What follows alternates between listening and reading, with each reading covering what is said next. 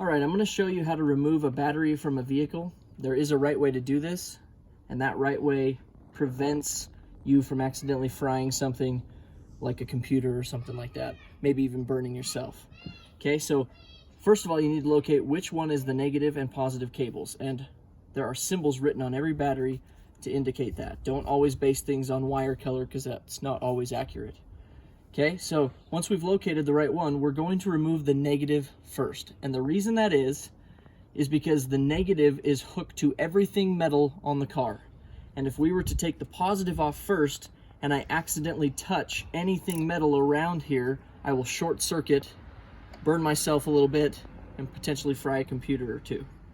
Okay, but if we take the negative off first, there's nothing over here that I can touch besides the positive terminal that will short out. Okay, so we're gonna do that first.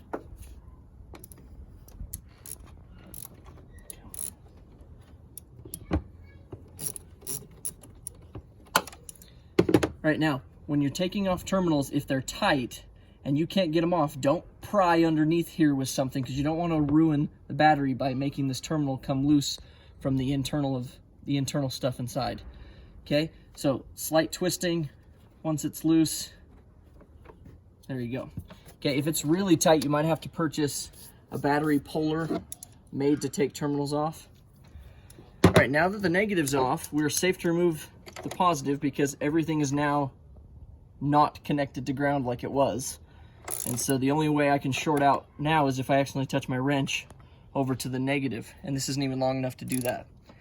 Okay, so we'll go ahead and take this off.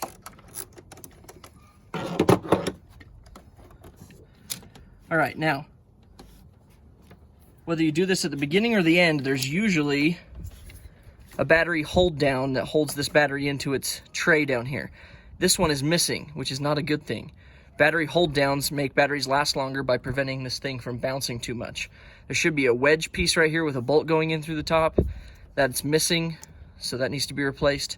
Other hold down styles go across the top of the battery with hooks that go down, and there's little wing nuts or something up here that holds that. Okay, but since this doesn't have it, we're ready to remove this thing.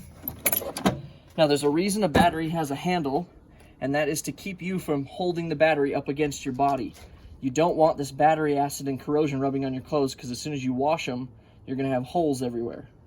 Okay, so if it doesn't have a handle, I recommend, if you're gonna be removing batteries a lot, to go buy what they call a battery claw, and that claw just kind of grabs from the side, and you just lift it out, and you can carry it.